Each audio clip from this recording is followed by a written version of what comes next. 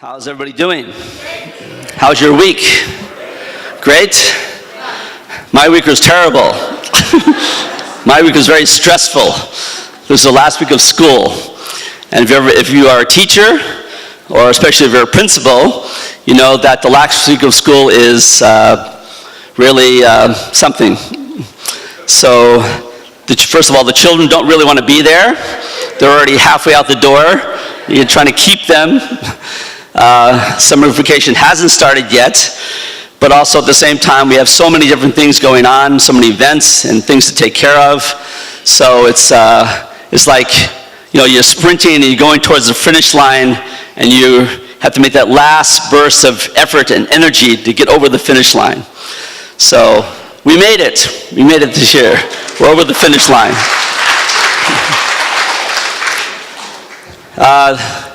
So this morning, I wanted to talk a little bit about, in relation to the reading this morning, some things. You know, one of the things Father talked about is how we are responsible, you know, for raising our children, right? So this is our responsibility as parents, if you are parents. How many of you are parents here? Who am I talking to? Okay, a lot of you. And those who are not probably will be someday.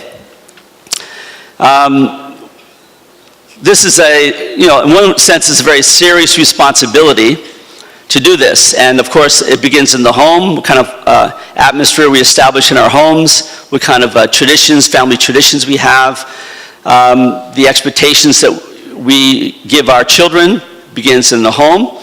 And then of course, it also extends also to the school, to the kind of education they're receiving in school. Raising up children inevitably is very much connected with education. And as was mentioned, I'm an educator, and I'm always thinking in this way about how my children are being educated and how children in general, of course in our school, are being educated. You know, the Catholics, they felt so strongly about education, they established their own schools. And when I first came to Clifton, there were 8 Catholic schools here in Clifton. Now there are 3. So even last week, a school closed, announced they were closing. We're not going to open in the fall. It's very difficult for a private school to sustain itself, especially in these days today. And however, you know, that the fact remains that we have to be concerned about the education of our children. And we want, of course, our schools to reflect our values, you know, that our children's teachers will be not only teaching them academics, but as Father says, with love and concern for our children, sort of as secondary parents. They would have the same kind of love and concern for them. So we know that, you know, our responsibility on the earth, we're here just for a short time, and we have a lot to accomplish in our time here. Father said we should bless 3 generations before we die, right? Have we done that? It's not easy. It's not easy to raise up your children and then bless them in marriage, and that they themselves be able to go on and establish good families. So it's not just a matter of we ourselves as trying to establish a good family, a good marriage and a good family, but we should see through our children and even our grandchildren that they can also carry on so that we can establish a lineage and establish, as Father says, a tribe. We are establishing a tribe that will then carry on, and this tribe in a sense becomes the foundation for a heavenly culture in the world, that God can gain a foothold in this world through our families, through our tribes and our lineage. However, we know, again, this is not an easy thing to do, given the world that we're living in today, to raise up our children in such a way that they can go on and establish themselves good families.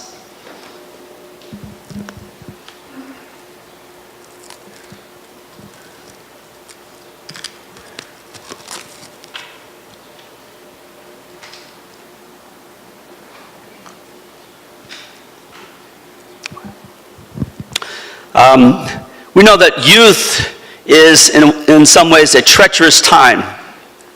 Young people are very impressionable. They can be very influenced, and they are influenced by the culture around them. They spend many, many hours outside of our homes. And as they get older, they spend more and more hours outside of our homes and make friends, and they become aware of the culture through the media, especially now the internet gives them access to all kinds of things that are going on in the world today, much of which we may not think is very good for them, very healthy. So young people they're just becoming aware of the world around them, and what is presented to them can seem to be normal. If they see it everywhere, this is normal, this is acceptable. And the things that are thrown at them, and us too, are not necessarily the best examples. Think of what's called the pop culture icons of our time. Are they the best examples to follow? Would you follow, I don't know, who is it today? There's always new ones coming up. Lady Gaga, maybe that's already passed. But when I was younger, I would talk about Madonna a lot, but now she's really old. But not like us, though. But anyway, studies have shown that young people, they're more aware of and they're more knowledgeable about the pop icons than they are about many historical figures or important people in our culture. More people know Katy Perry than the Vice President of the United States. Who's the Vice President of the United States? Who? Joe Biden. Okay, my son knows. I feel hope. But, or the TV shows and the games that are out there. Many of our young people today spend a lot of time on the internet playing these various games and this kind of virtual world that they live in. And, instead of perhaps living in the real world and dealing with real situations. So raising children, of course, I think has never been easy. I think for my parents too, it was not easy to raise us. There are issues too. I remember when the Beatles came on TV at Sullivan's show, my father was aghast at their long hair and made a lot of negative comments about the Beatles. If only that were our worry today, But so the time of childhood is a very important time. It's an impressionable time. It's a time, as the reading said, that you're making your foundation for your whole life. What goes on in your childhood? Children are deciding their values. What are the values that they're going to live their lives by? They're deciding what's important to them. And so they will take those decisions and run with them and work with them and then continue on throughout their lives. So Father talked about how, at a young in the reading, that a person should make their decisions, what they're going to do with their life, and then stick to it without wavering, never wavering, pursuing their goal 20 years, 30 years, 40 years, 50 years throughout their lives. When I read that, I immediately, of course, thought of True Father.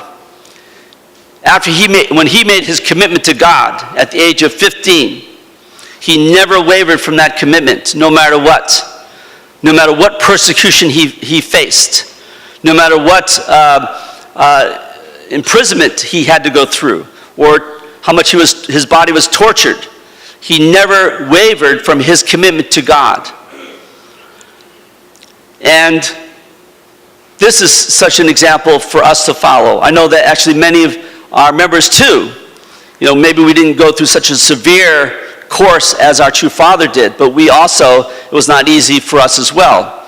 Many of our members especially back in the 70s or 80s, were kidnapped, and some were deprogrammed, and sadly, some of them never came back. Some of them did. Some of them escaped their kidnappers. Sometimes their own parents hired the kidnappers, from their point of view, to get their children back. So, many of our early members had to face this kind of situation. I can remember, after joining in the 70s, I was a Princeton graduate, and as a Princeton graduate, I was very, people respected me, and, you have such a great future ahead of you, and, but then I became a Mooney, okay? So my identity changed to being a Mooney. And you, Mooney, you brainwashed zombie, I'm the same person. I'm the same person. I remember fundraising, and sometimes we get into conversations with people that people try to understand, why are you doing this? Why are you following this guy, and allow yourself to be brainwashed by him? And, sometimes they would find out I went to Princeton, so they would say, oh, you should leave that church, come work for me. I'll give you a good salary. So that was very interesting, eye-opening experience for me to see that, how people are labeled and they don't look into who you really are. So many of us had experiences. I've had a gun held to my head on MFT. I was chased by a motorcycle gang and had beer bottles thrown at me, hit me in the head. I was arrested 8 times and went to not prison, but I went to jail a few times. I remember one weekend I spent a whole weekend in jail. I came out Monday morning, picked up by my team captain at MFT, and was expecting to be comforted and everything. And as soon as I got into the van, he punched me. He said, "You stupid! What did you get yourself arrested for? We lost all this result because of you." That was his way of thinking,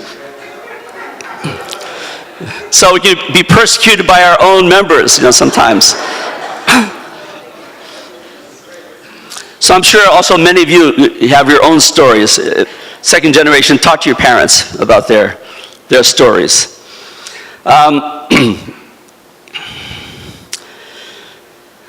Where was I? Okay, so we have to ask the question, why was I willing to do this? Why were we willing to go through this kind of course of being persecuted, called Moonies, brainwashed, zombies, and everything? Why? Why bother with that? Because we believed in something, right? We believed that God called us to this. We had an experience where God entered into our lives and changed the direction of our life and called us to go a different path. And so we pursued that path no matter what kind of opposition may have come against us, even from our own parents. So we understood that, we are, according in the Bible, it talks about the last days of history, that we are living in this time. It is a time of anxiety, a time of confusion, a time where people don't know what to believe anymore.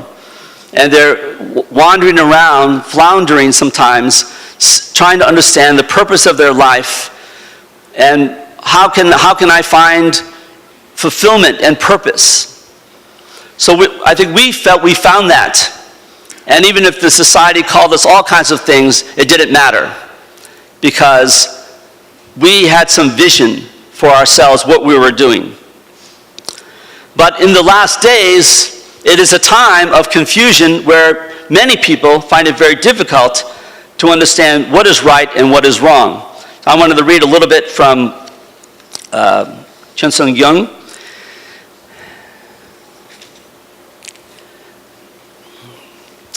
Father says here that in the last days, people will not be able to find their direction, try as they may, and events will come to pass in which what is true seems false, and what is false seems true. An era is coming in which what is false will gain power, and what is true will lose power. An era in which what is false prospers and what is true loses its voice. We need to pass through such a period. Doesn't that describe the time we're living in? A lot of crazy things happening today. Things that in the past people would have thought as being good and righteous are now being attacked.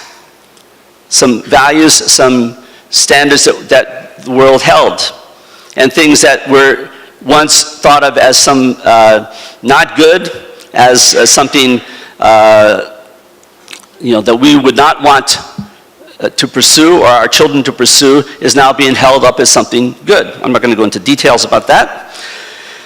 So what is happening, and much of it, this involves love, actually.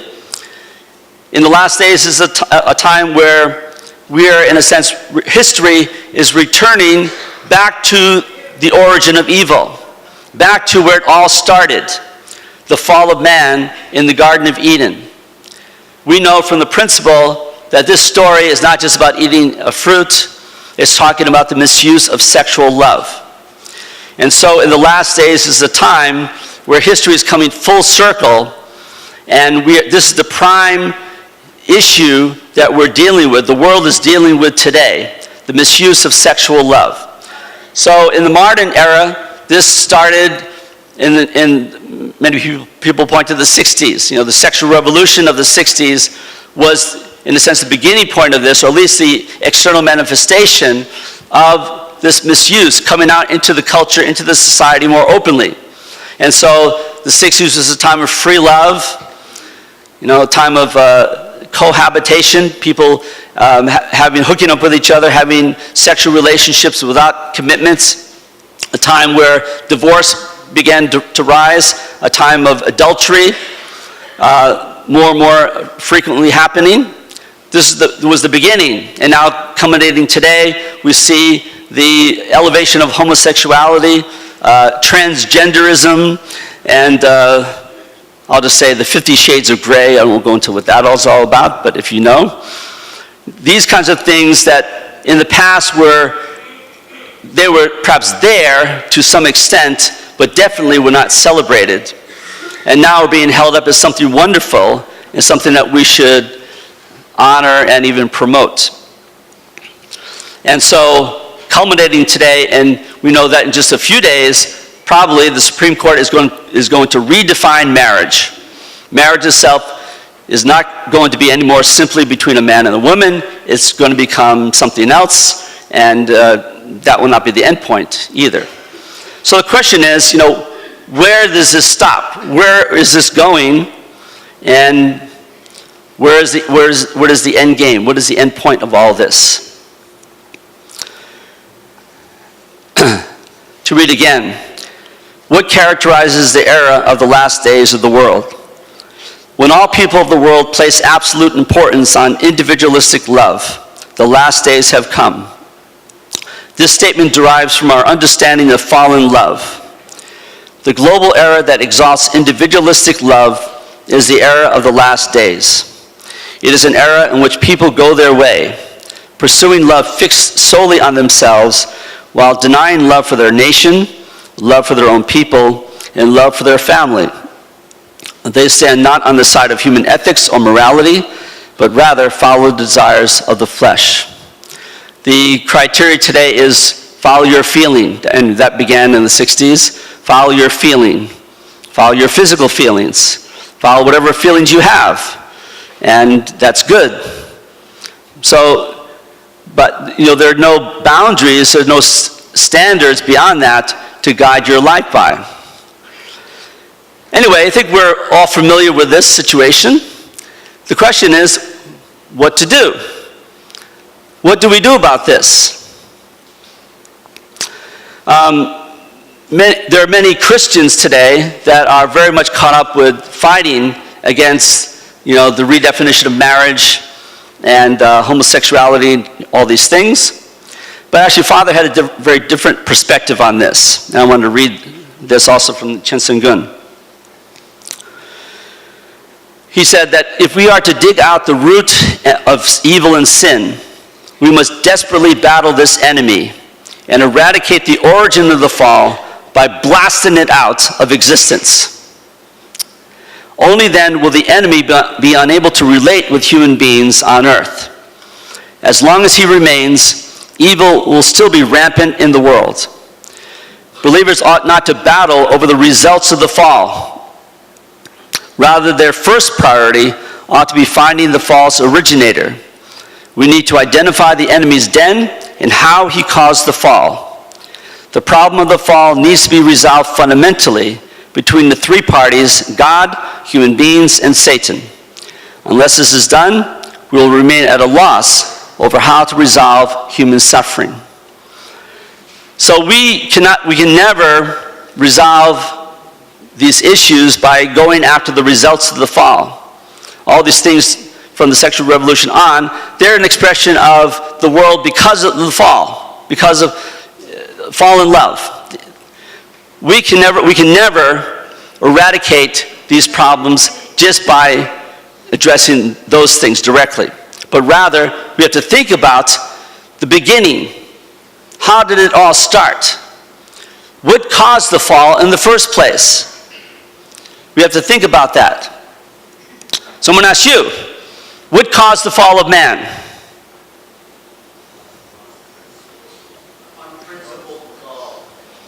Unprincipled love. Lack of love. A substitute for real love. Okay. Yeah, I think the point that what I thought really, the issue is lack of love. So if you look at the story, we know the serpent, okay, not a real snake, but the archangel Lucifer felt lack of love, right? And he saw God loving Adam and Eve more than he loved him, and then he had a choice what to do about this situation. So he could have been patient and trusted God, try to see Adam and Eve from God's viewpoint, they're God's children, and continue to support them, fulfill his mission, don't leave his position. And by doing that, eventually, as Adam and Eve grew in their love for each other, for God, that love would have come to him. All that lack of love that he felt would have been washed away through the love that he would feel from Adam and Eve, in gratitude for how much he took care of them and helped to educate them and raise them up.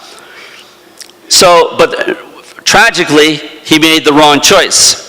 Instead of that, he acted upon this lack of love. He allowed resentment to grow in his heart, anger over his situation, even hatred. And so he separated himself from God, and he pursued this self-centered viewpoint. Self-centered love came into being through his action. And so he tempted Eve, causing Eve to fall, and then went on to cause Adam to fall, and fallen love became part of them, became part of our world. This is the beginning point. And so we're seeing the manifestation of this all around us today, everywhere in the world, happening.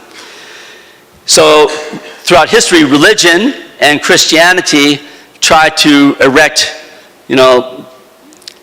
clear standards to identify as much as they could, what is good, proper expression of love, and what is improper, especially in the sexual realm.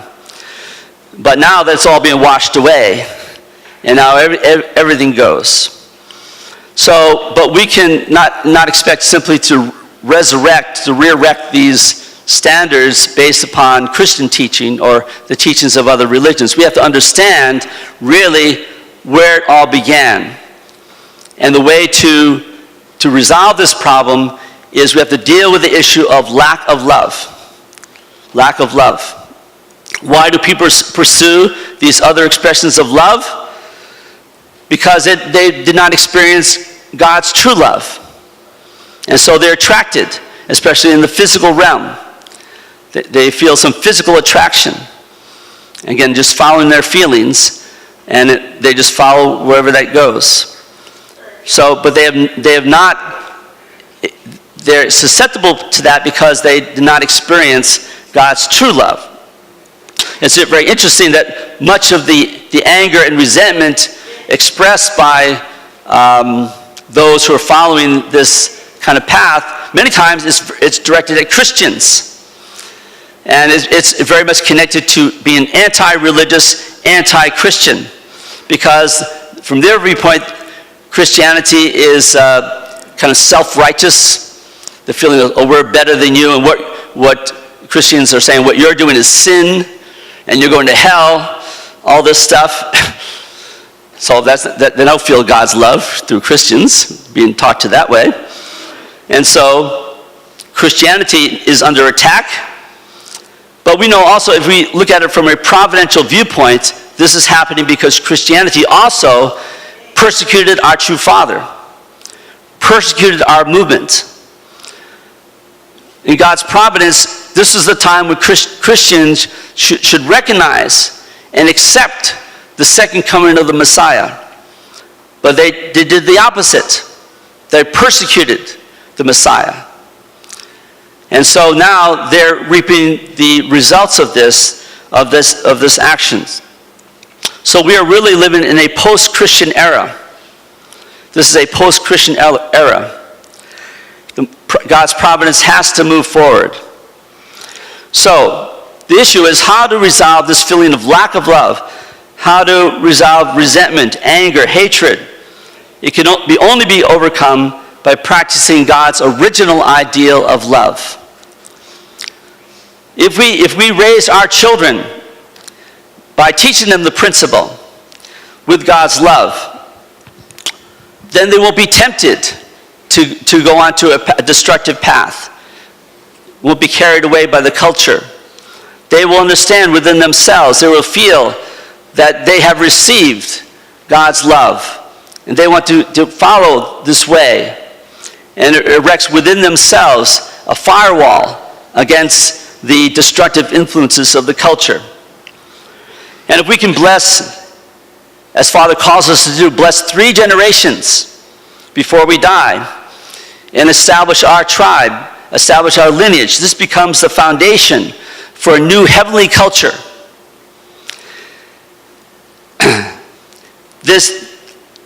What God is looking to see is for us to establish such a culture through our own families, through our own lineage. And then many will be attracted to us just as many were attracted to Christianity while the Roman Empire was collapsing around them. So, of course, I think God's original plan was different, as it many times is. And Father was very desperate throughout his life that Christians would accept before the culture got too bad. But it didn't happen, as often takes place in God's providence. And so anyway, we have to think, what is God's expectation for us today? So we have to believe in ourselves. Okay? Just as the first generation, we endured persecution, it didn't matter. Now it's a different time, but still the same thing applies. We have to believe in ourselves, who we are. And the families that we're establishing is vitally important to God's providence. That God can be able to work through us, and step by step that we grow and develop so we can be there when things become so bad in the culture that they have some place to come to. So, the title of my sermon today, I'll tell you, was Let Us Be Beacons of Light and of Hope. Thank you very much. God bless you.